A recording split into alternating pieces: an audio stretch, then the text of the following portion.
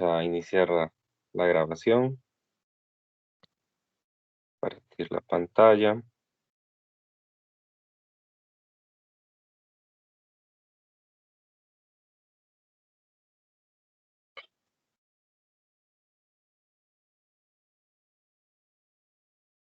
Bien, en la clase de hoy vamos a hablar sobre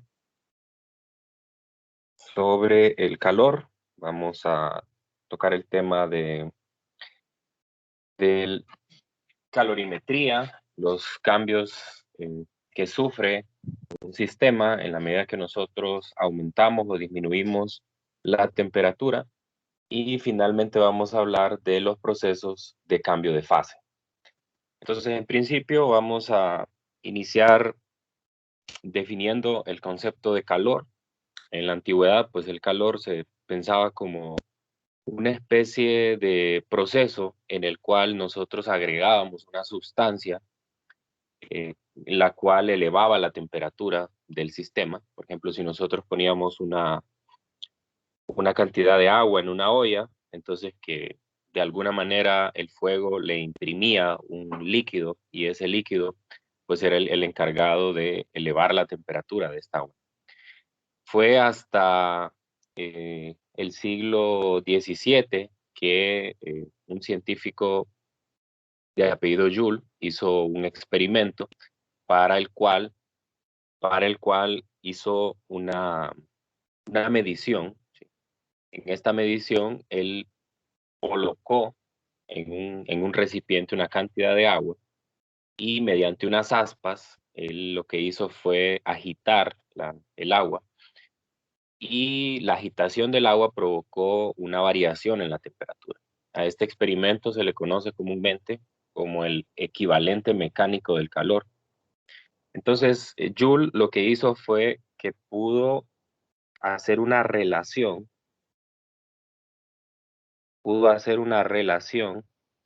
entre el concepto de calor que se tenía en la antigüedad y el concepto moderno de calor, ¿no? Entonces, en la antigüedad se había utilizado precisamente por este proceso que les digo que se, que se manejaba en la antigüedad, se había definido una cantidad llamada la caloría, porque así se le llamaba precisamente a este fluido que se pensaba que se agregaba a las sustancias, se le llamaba el calórico. Entonces, a la medida de la cantidad de calor, se le conocía como la caloría, que pues todos saben que todavía la seguimos utilizando.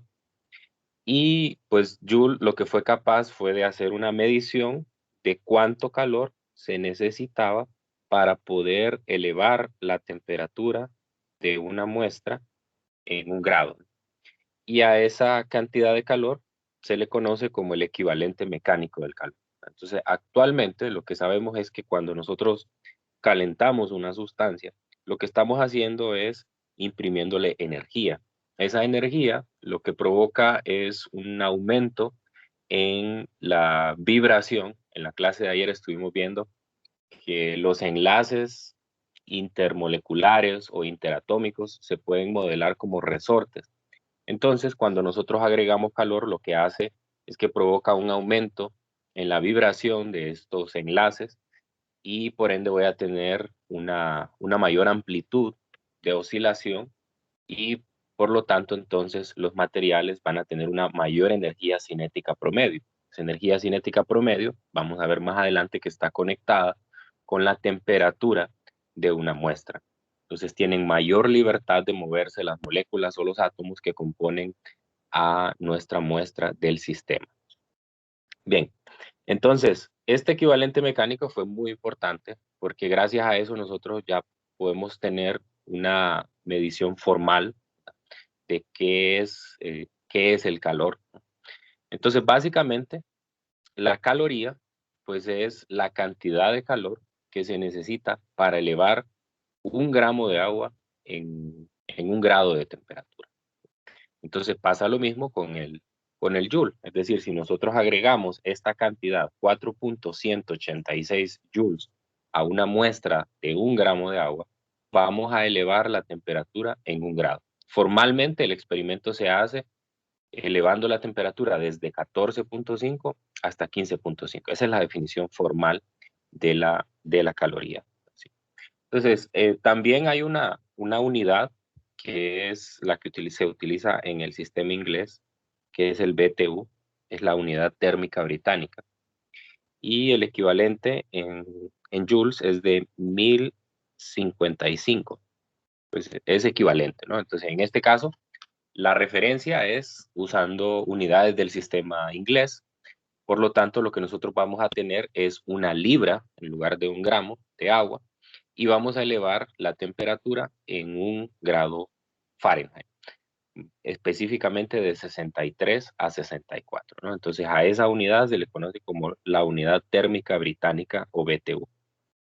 Entonces, nosotros vamos a trabajar ya con las unidades modernas. Vamos a trabajar con joules, no con calorías. Tal vez en algunos problemas que tengan más el objetivo de que nosotros hagamos una conversión, probablemente vamos a encontrar las calorías.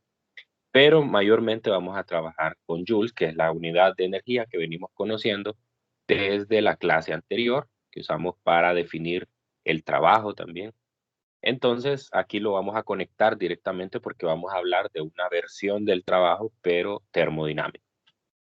Muy bien, entonces, sabiendo eso, podemos hablar de una constante de los materiales que se conoce como el calor específico. Entonces, la experiencia cotidiana lo que nos dice es que dependiendo del material, esa es la cantidad de calor que yo necesito agregarle a la muestra. Es decir, no es la misma cantidad de calor que le tengo que agregar, por ejemplo, a una muestra de agua que a una muestra de alcohol, por ejemplo. No es la misma cantidad de calor que le tengo que agregar, digamos, ya a cualquier otra mezcla. Por ejemplo, si nos vamos a algún ejemplo de la cocina, si ya no se trata de agua, sino que se trata de quizás una bebida caliente, quizás un té, el café, o quizás ya alguna sopa, un producto más elaborado. Entonces la cantidad de calor que hay que agregar es diferente. Eso lo que nos lleva es a la conclusión de que el calor tiene que estar asociado directamente con las propiedades internas de cada material. O sea, es decir, la respuesta que presenta los diversos materiales para dejar pasar o para fluir el calor, es decir, para que la transferencia de energía se dé de una manera eficiente, es diferente dependiendo de los materiales. Entonces ya había adelantado en la clase de ayer que hay materiales que se conocen como aislantes y hay materiales que se conocen como conductores, ¿no? Entonces existe una medida de eso y se conoce como el calor específico. El calor específico es particularmente, lo voy a definir en el contexto, entonces, por ejemplo, el calor necesario para elevar la temperatura de una muestra, pues ya sabemos que aquí esto, este delta T es un cambio de temperatura, entonces, y esto va a ser el calor medido en joules, si lo vamos a denotar. Entonces, lo que puedo ver de esta ecuación es que el calor necesario para cambiar la temperatura de una muestra está relacionado directamente con la masa, es decir, entre más masa tengo de material, pues obviamente más calor necesito agregar. Y está relacionado con una constante que le acabo de denominar ahí C minúscula. Ese es el calor específico. Entonces, el calor específico, para que lo tengamos claro, tiene las siguientes unidades.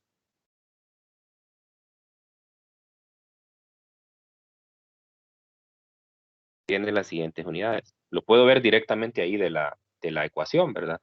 Veo, si hago un análisis dimensional rápido, veo que tiene que tener unidades de joules divididas entre kilogramos y como hay un delta T, entonces debe de ir un cambio de temperatura. Como ayer lo mencioné, para cambio de temperatura vamos a usar la referencia de Celsius grado. Entonces, ¿qué es el calor específico? El calor específico es la cantidad de calor que se necesita para elevar en 1 grado Celsius una muestra de un material que tiene una masa de 1 kilogramo. Entonces, en ese caso, nosotros vamos a tener una tabla que me va a decir a mí cuánto calor necesita una muestra para hacer este mismo proceso. Entonces, voy a mostrar la tabla aquí en el libro de texto. Es la tabla 17.3. 17.3. Voy a ubicarme aquí en el libro.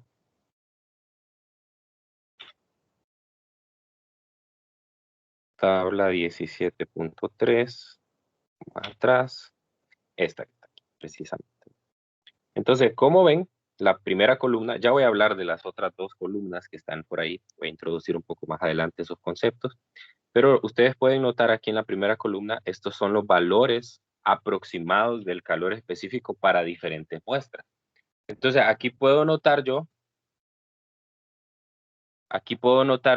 que cada material tiene un calor específico diferente, ¿no? Es decir, hay materiales que necesitan una mayor cantidad de calor para poder elevar su temperatura en 1 grado Celsius. Estamos hablando de una muestra de 1 kilogramo.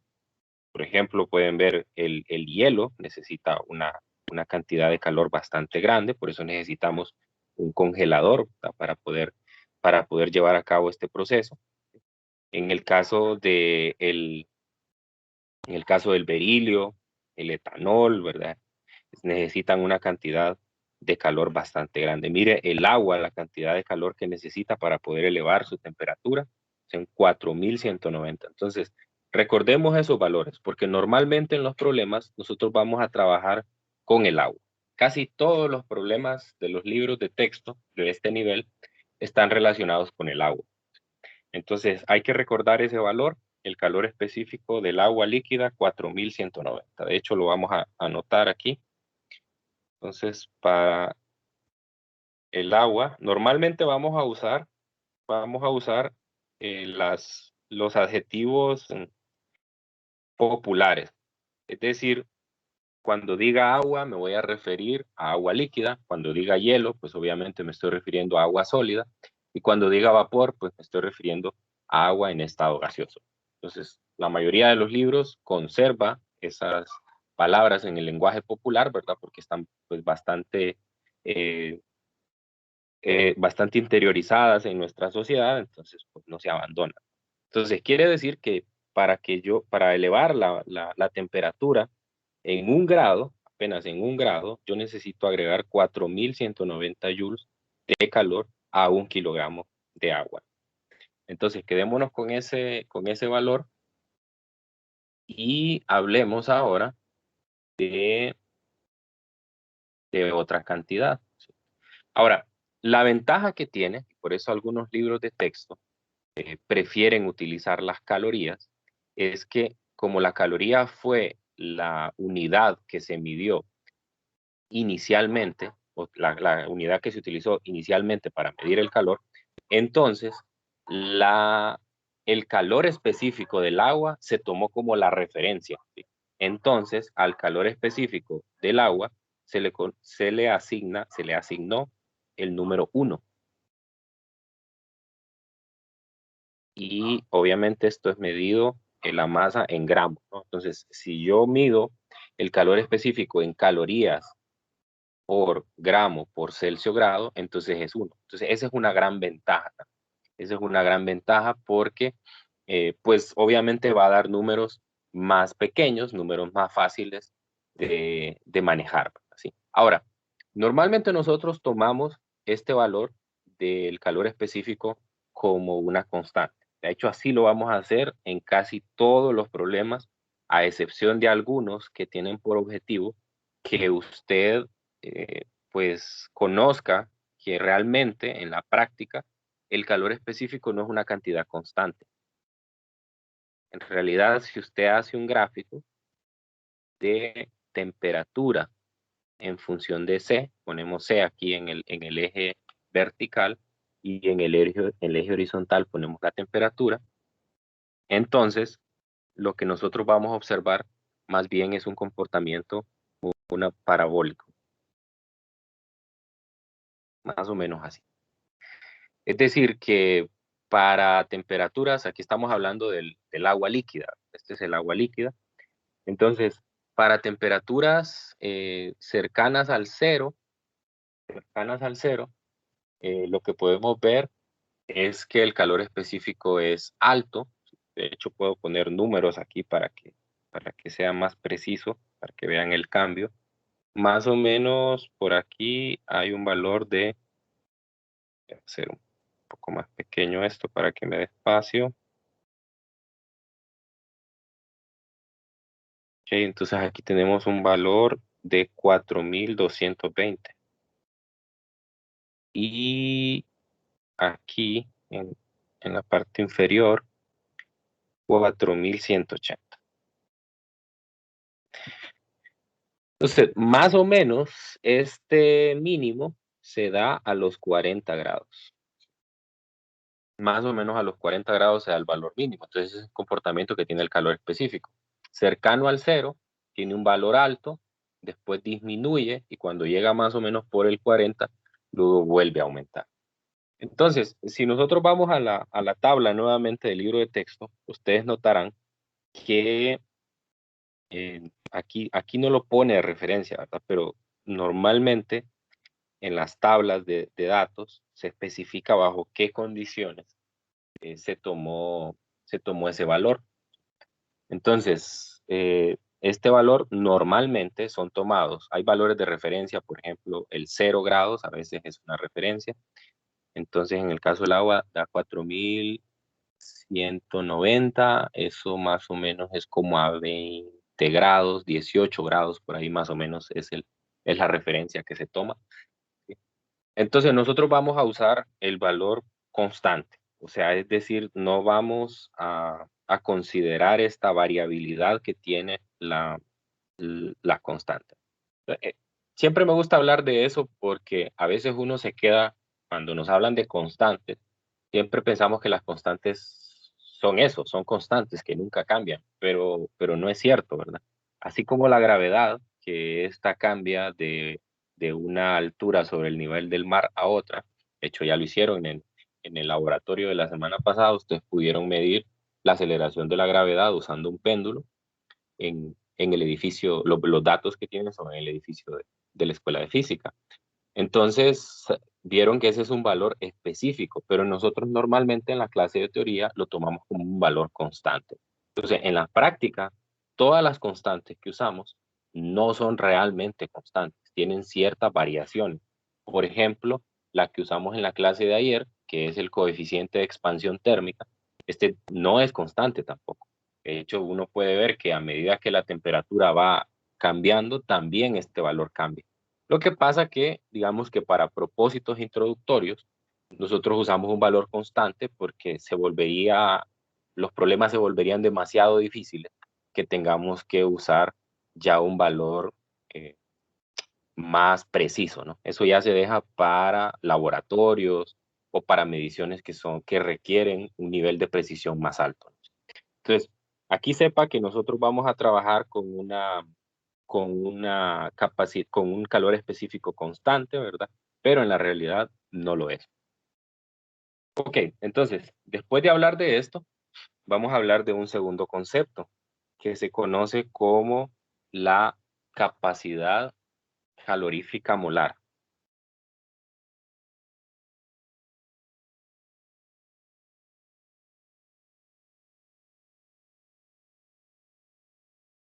Por ahora, no vamos a meternos tanto con este valor, sino que simplemente lo vamos a definir. Lo vamos a definir, pero cuando ya estemos en el contexto de los gases, que vamos a hacer, vamos a dividir, digamos, en dos partes este segunda unidad. La primera unidad tiene que ver con temperatura y calor, pero casi todas las cosas que tenemos aquí estamos trabajando con sólidos. Aquí, por ejemplo, trabajamos con sólidos, líquidos y gases, ¿sí? En el caso de expansión, trabajamos con sólidos y líquidos, ¿sí? pero no nos metemos mucho con los gases realmente, ¿no? Entonces va a ser hasta el segundo capítulo cuando vamos a hablar de la teoría cinética de los gases. Y es de vital importancia en la termodinámica de los gases, porque los gases tienen comportamientos bastante interesantes, ¿no? A la vez tienen un comportamiento bastante caótico, pero se pueden generalizar ciertas cosas. Entonces, de lo que nosotros nos vamos a dar cuenta es que la capacidad calorífica molar de los gases es una constante, a diferencia de lo que acabo de mostrar aquí, que cada material va a tener un calor específico diferente, ¿no? Entonces, cuando yo defino la capacidad calorífica molar para los gases, esta se mantiene constante. Entonces, de química nosotros sabemos una relación. Sabemos la relación de que M, que es la masa de una muestra, la puedo determinar como la multiplicación de N minúscula, donde N es el número de moles y M mayúscula es la masa molar. La masa molar es el valor de masa que uno puede encontrar en la tabla periódica. En la tabla periódica uno puede encontrar un valor de masa para un átomo en particular, y si es una muestra, pues hay un procedimiento ponderado ahí con el cual uno puede determinar la masa molecular de una molécula. Es decir, conociendo la cantidad de átomos que componen a esa molécula y se puede determinar ese valor. La masa molar normalmente está en la tabla periódica, pues no tiene unas unidades, está en unidades de masa atómica que se llaman UMA, pero aquí nosotros la vamos a usar en términos de kilo, no, perdón, kilo, no, sería kilogramos, sí, kilogramos por mol. ¿Sí? Entonces, cuando uno lee directamente el valor de la tabla periódica, este se lee en gramos por mol, así que va a existir la necesidad de hacer la conversión, multiplicarlo por 1000, de manera que podamos tener el valor en el sistema internacional. Y pues el número de moles se mide precisamente en eso, ¿verdad? Sí. Solo para recordar rápidamente qué es el mol.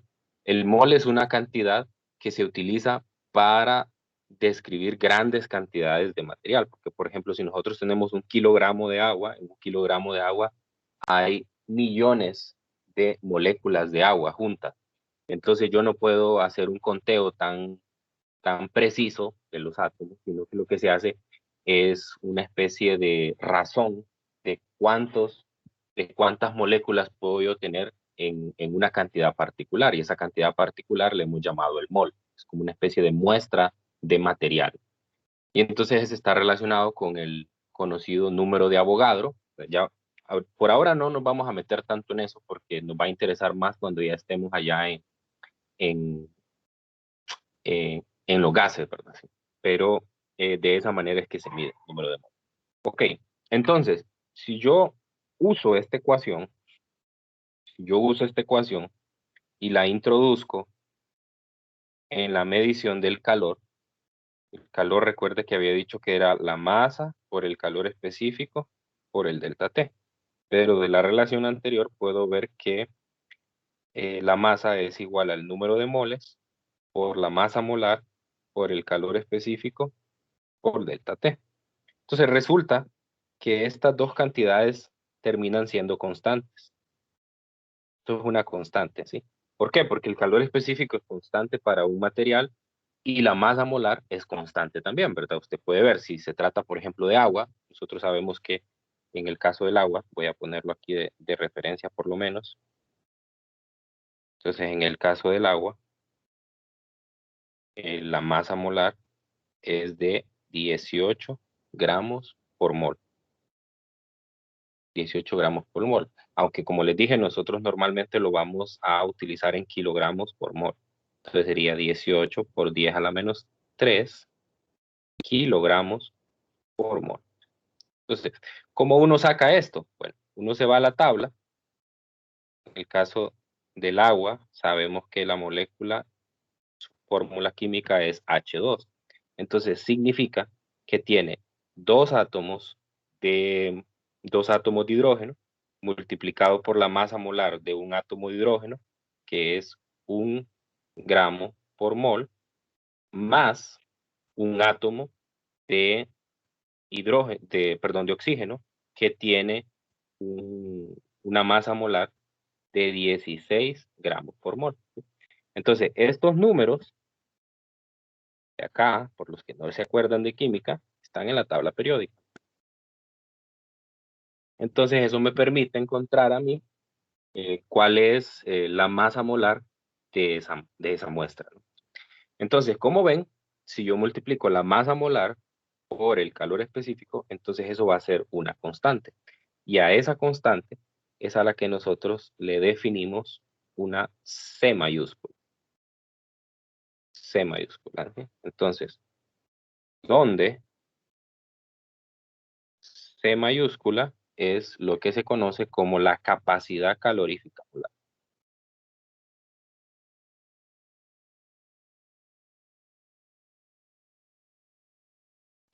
Entonces, afortunadamente, digamos, no es un requisito deseado, aunque sí sería bueno, ¿verdad?, que ya hayan pasado el curso de química para tener algunas nociones de esto aquí.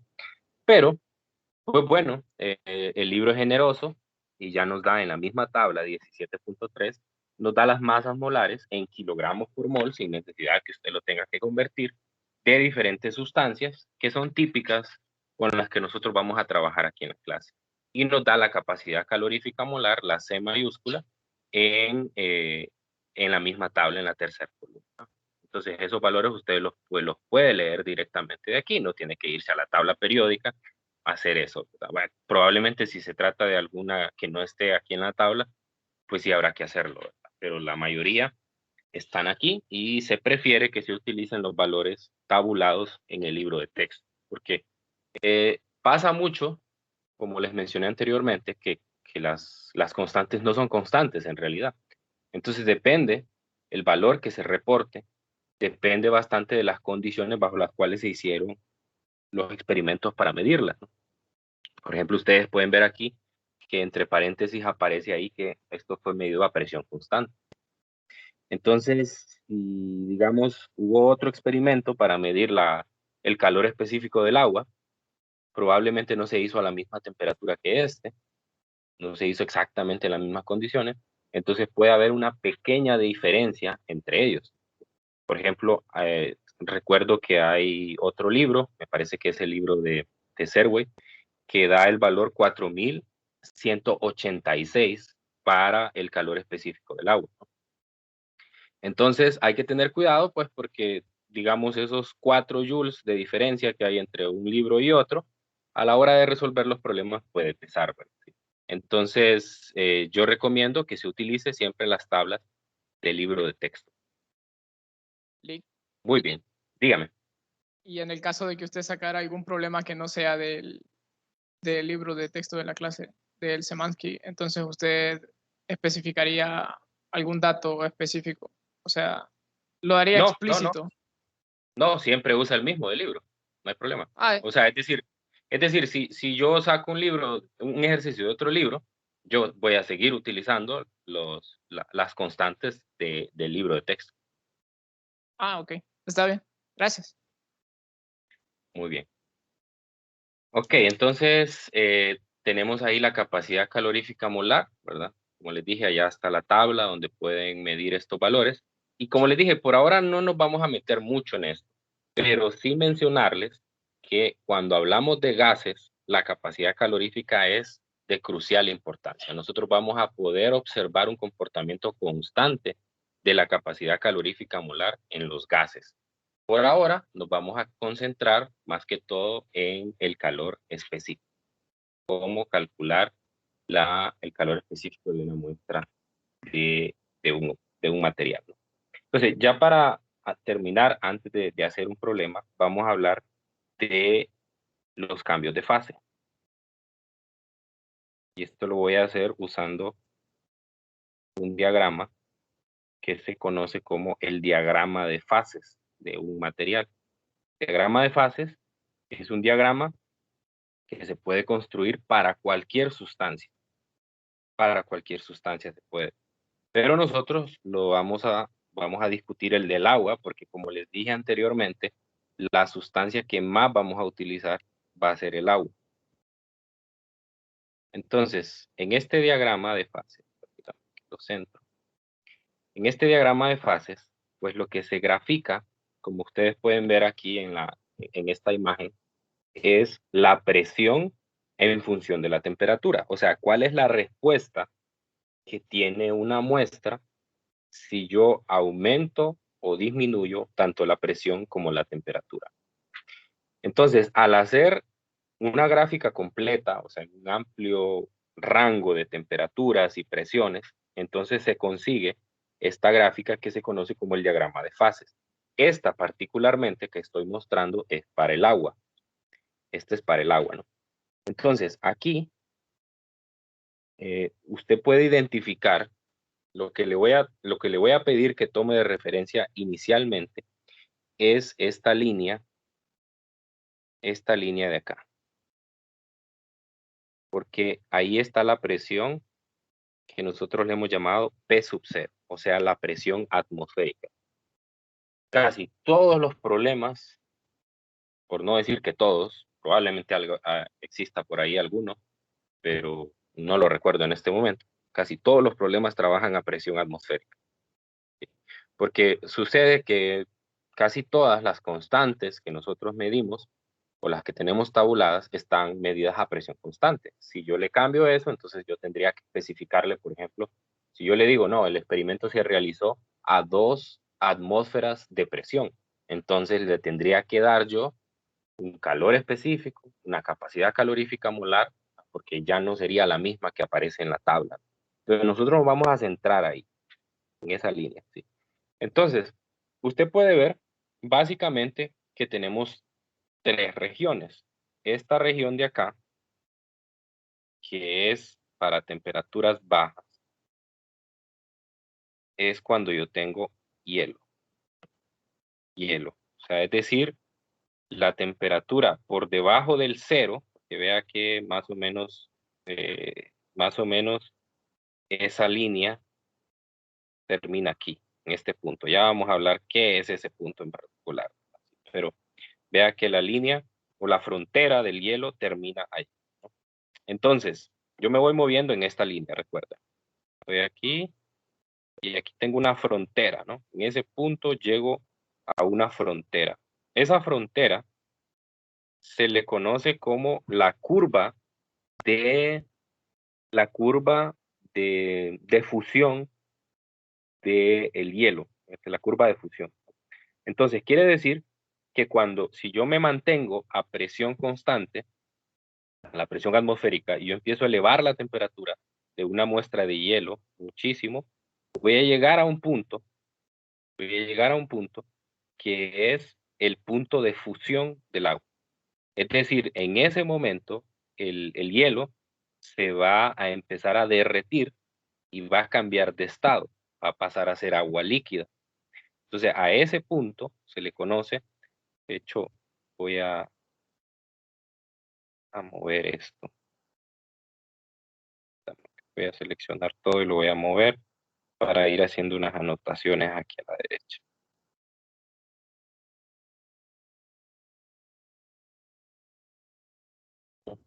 A ver, no me deja.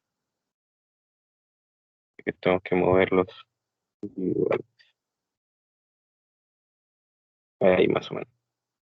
Ok, entonces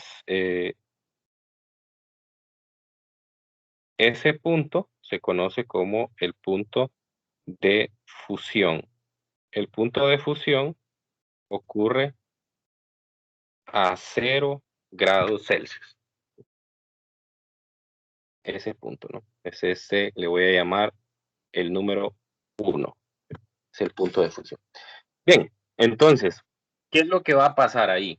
Cuando yo llegue a ese punto, a presión constante, entonces todo el hielo se va a empezar a derretir.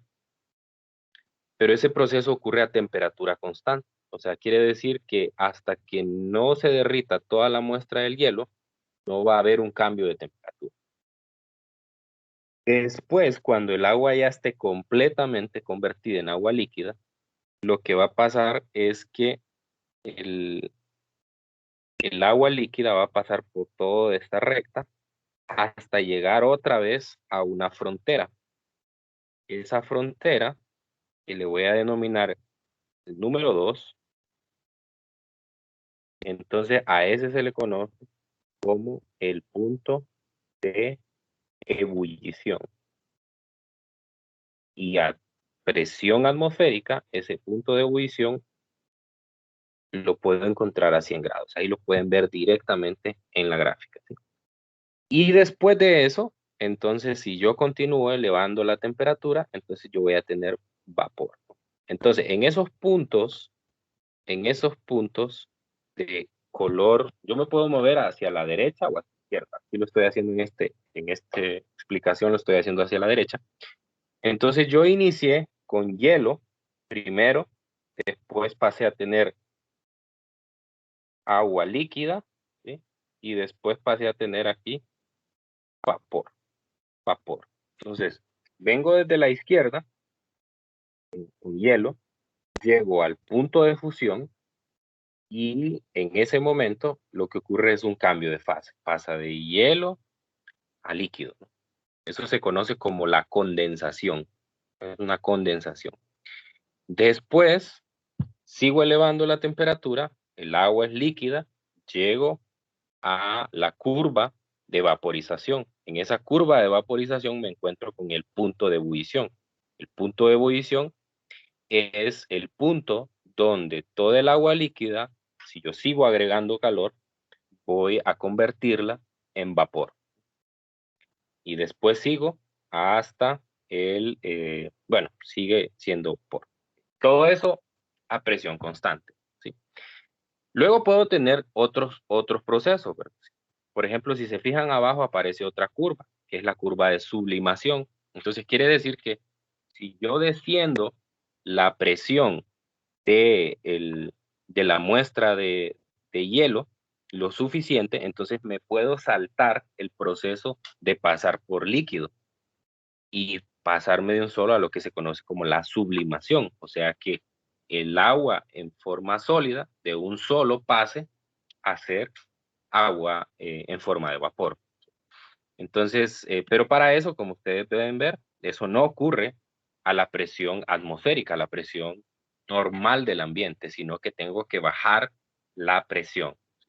Ese punto que yo marqué aquí, punto grande que está aquí, que marqué en el centro, este de acá, se conoce como el punto triple. Punto triple es un punto en el cual nosotros podemos tener coexistiendo, si se fijan, ahí convergen las tres curvas. Entonces, pues en ese punto nosotros podemos tener coexistiendo a los tres estados del agua.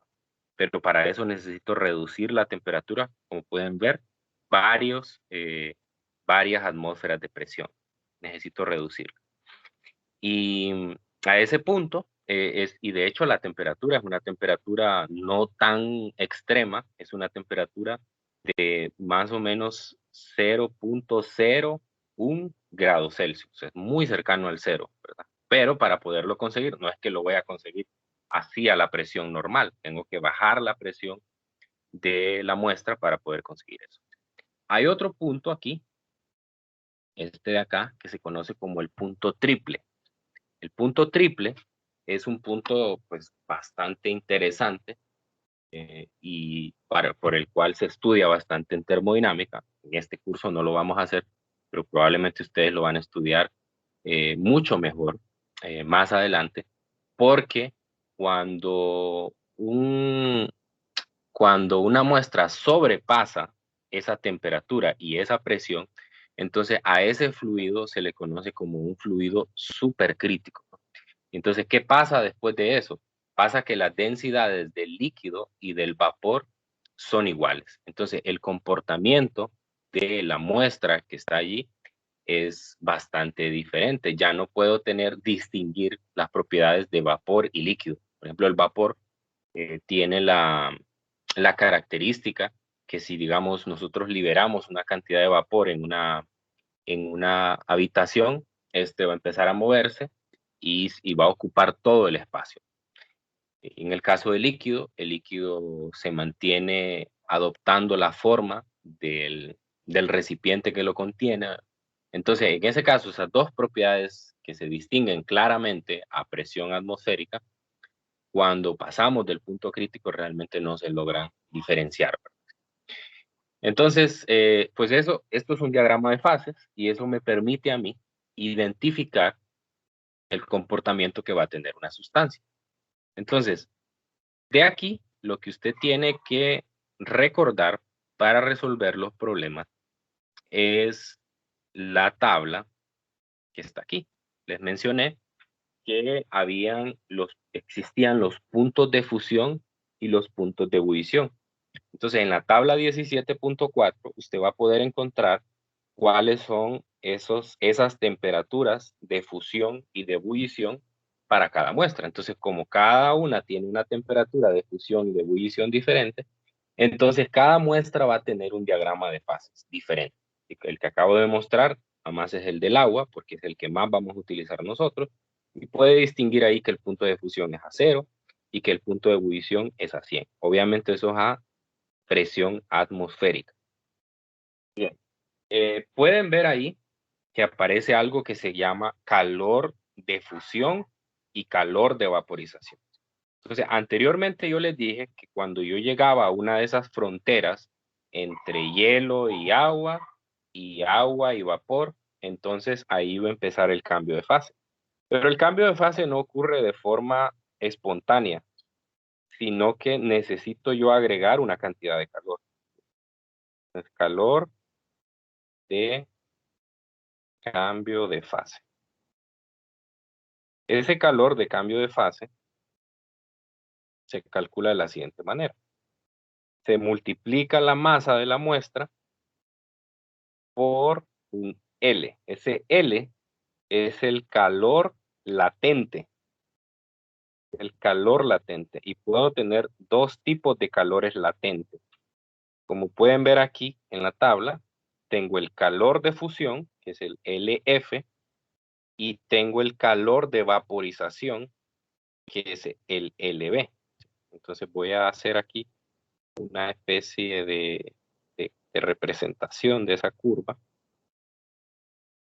Voy a hacerlo yo hacia mano para que usted pueda más o menos ver eso. Este es el punto triple, luego viene la otra curva aquí y aquí viene otra, ¿sí? Entonces nosotros sabemos que aquí en el lado izquierdo tenemos sólido, aquí tenemos líquido y aquí tenemos gas, ¿no? Pero nosotros nos vamos a centrar en la presión atmosférica.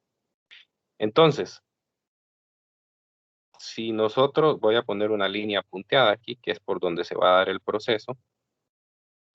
Si nosotros nos movemos de aquí a la derecha, o sea, de sólido a líquido, ¿sí? Entonces lo que tengo que hacer es agregar una cantidad de calor, ¿sí? Entonces, si eso es así, voy a necesitar agregar calor que va a ser igual al LF y va a ser positivo, ¿sí? O sea, necesito agregar calor, agregar calor.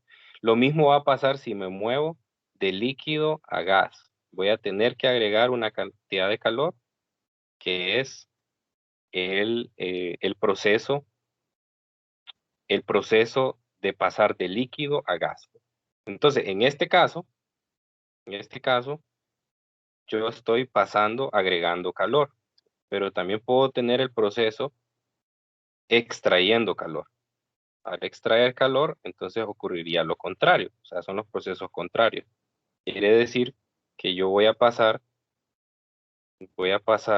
de líquido a sólido. Entonces, de líquido a sólido, entonces ahora va a ser el mismo calor, solamente que negativo, y de gas a líquido va a ser el mismo calor, solamente que negativo. Entonces, en pocas palabras, ¿qué tengo que analizar yo en un problema? Tengo que analizar si estoy pasando de sólido a líquido o de líquido a sólido. O sea, ¿cuál de los procesos estoy haciendo? ¿Cómo tengo a la muestra inicialmente y cómo termina después de que yo le he agregado el calor? Entonces, al saber eso, yo voy a saber cuál es el signo que tiene que tener. Entonces, si paso de sólido a líquido o de líquido a gas, entonces yo tengo que agregar una cantidad de calor. ¿Qué cantidad de calor? Depende. Si es de sólido a líquido, entonces es el LF, el calor latente de fusión. Si es de líquido a gas, tengo que agregar una cantidad de calor que es el calor latente de vaporización. Esos valores, como les dije, ya están aquí en la tabla 17.4. Entonces usted solo tiene que tomarlos de allí. Mientras que, si usted se fija, aquí la cantidad aparece positiva, ¿no? O sea, porque es una constante. Pero en los problemas, si usted en lugar de hacer el proceso que acabo de mencionar, hace el contrario, o sea, paso de gas a líquido, entonces yo lo que tengo que hacer es quitarle calor a la muestra. Entonces, para asociarlo con un ejemplo cotidiano, si nosotros colocamos en una bandeja donde hacemos cubos de hielo en la nevera, nosotros colocamos agua líquida ahí. Lo metemos a la nevera y la nevera lo que hace es extraerle calor a ese líquido de manera que pueda solidificar esa muestra. Eso es lo que hace la nevera. Le quita calor porque la nevera está a una menor temperatura. Para eso se usa un proceso con un refrigerante y pues hay bastantes cosas involucradas ahí. Pero eso es lo que hace en principio. Le extrae calor a la muestra de agua y producto de esa extracción de calor, entonces se reduce la temperatura y luego se cambia de fase, se pasa a la fase sólida, ¿no? Entonces, usted tiene que tomar de referencia en los problemas cuál de los dos procesos va a ser. Si va a ser el de agregar calor o el de extraer calor, ¿verdad? Entonces, tome de referencia estas figuras que le estoy mostrando aquí, ¿verdad? Porque esas son las que usted le va a decir si hay que poner en los problemas, porque si fija, bueno, yo no lo puse aquí, pero creo que es importante que lo haga, porque en el libro, no sé, realmente no sé si el libro lo pone, pero en la práctica lo correcto es colocar aquí, sí lo pone el libro, es colocar un más menos, ¿sí? Aquí un más menos. Pero el más o el menos no viene de la masa, ¿verdad? Porque la masa siempre es positiva. Entonces el más o el menos proviene del L, ¿sí? Pero en las tablas aparece positivo. Entonces uno puede caer en el error de que para todos los procesos siempre el calor latente va a ser positivo. Pero no, depende de cuál es el proceso que estoy haciendo. Si un proceso de extracción de calor o un proceso en el que agrego calor. Entonces, en calorimetría, que es cuando usamos esta ecuación anterior, aquí no es necesario que usted agregue un signo con el calor específico. ¿Por qué? Porque ya viene particularmente del delta T. Entonces, si delta T es negativo, entonces el calor va a ser negativo. Si delta T es positivo, entonces el calor va a ser positivo. Entonces, directamente el delta T a mí me dice si estoy extrayendo o agregando calor. Por ejemplo, si yo tengo agua y la quiero enfriar, entonces lo que tengo que hacer es quitarle calor al sistema, ¿sí? Y quitarle calor al sistema implica bajarle la temperatura. Y al bajarle la temperatura, el delta T es negativo y como consecuencia se logra ver que el calor es negativo. Si yo quiero calentar agua, ¿qué es lo que tengo que hacer? Tengo que agregarle energía. Al agregarle energía, como consecuencia, el delta T es positivo, su temperatura aumenta. Entonces, solo vamos a tener dos procesos de transferencia de calor. Los que tienen que ver con calorimetría, que es este calor específico, y los que tienen que ver con cambio de fase. Calorimetría me da directamente el signo y cambio de fase me va a dar a mí el signo dependiendo de cuál, o sea, no me lo va a dar directamente la fórmula. Yo lo tengo que asignar dependiendo de cuál de los procesos es. Si es de agregar calor o de quitar calor. Entonces hay que tener muy en cuenta esas cosas a la hora de resolver los problemas. Entonces, ya en la próxima clase vamos a resolver problemas en específico para poner en práctica todo esto. No sé si tienen alguna pregunta en este momento. Yo tengo una pregunta, Lee. A ver, díganme. Cuando estuvimos hablando, ¿podría subir un poco, por favor? Sí. Más. Estamos viendo el calor específico. Aquí. Ajá, dijimos que el calor específico podría variar según las condiciones. Y más abajo usted define, podría bajar un Esta poco. Ajá, ahí es donde varía. Y luego define la capacidad calorífica molar. Y usted dijo que sí. esta se mantenía constante, pero esta depende del calor específico. Pero como el calor específico puede variar, entonces me quedé un poco perdido ahí. No, la capacidad calorífica tampoco es una constante. ¿Sí? O sea, Ok. lo que yo quise explicar con esto es que normalmente los problemas van a estar, bueno, se comete error a veces, ¿verdad? Porque, digamos, a veces nosotros vamos a trabajar, por ejemplo, le voy a poner una gráfica que aparece aquí en el libro, que es muy importante. Esta de aquí. Precisamente eso es lo que vamos a hacer. Mire, se parte con una muestra, si usted se fija, aquí tengo un diagrama de temperatura-tiempo. Entonces se parte, vea la parte más baja del gráfico, se parte con hielo. El hielo está a menos 25. Después el hielo llega hasta el punto B, que es el punto de fusión. Después cambia de fase y luego pasa a la siguiente parte cuando ya es líquido. Después llega al punto de ebullición, cambia de fase y se convierte en vapor. Entonces, pero cuando nosotros hacemos los problemas, en toda esta parte, centrémonos en la parte más larga, que es desde el punto C hasta el punto D, en toda esa recta, lo que nosotros vamos a tener es agua líquida. Y cuando nosotros hagamos el cálculo del calor necesario para esa muestra, siempre vamos a usar 4190. Aunque, aunque la gráfica nos dice que en ese intervalo de temperatura en el que nos estamos moviendo hay una gran variación del calor específico. O sea, es decir, ya en un laboratorio, hacer un cambio de calor específico desde 4220 a 4180, pues sí introduce bastante error.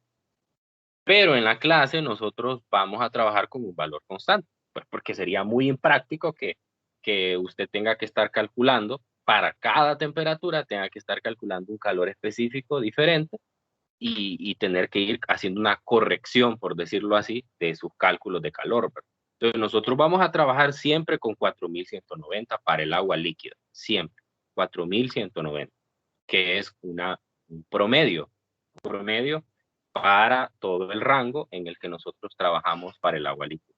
Pero eso quiere decir que la capacidad calorífica tampoco es una constante, no lo es. Pues, ¿sí? Ahora, cuando lleguemos a estudiar los gases, ahí sí vamos a ver que los gases sí presentan un comportamiento casi constante. Es decir, ese número ese número C mayúscula se va a mantener constante para grupos de gases iguales. Por ejemplo, los gases monoatómicos van a tener un C, los gases diatómicos van a tener otro C, y eso va a ser una gran ventaja, ¿no? Entonces, por eso se introduce esta cantidad en el libro. Tal vez ahorita no parece muy importante, pero cuando ya lleguemos al siguiente capítulo, el capítulo 18, vamos a ver que esto es una constante. Y al ser una constante, entonces, mi mejor cosa, ¿verdad? Porque los problemas ahora cometemos menos error a la hora de resolverlos. ¿Estamos? Está bien, Lee. Gracias. Ok. ¿Alguien más?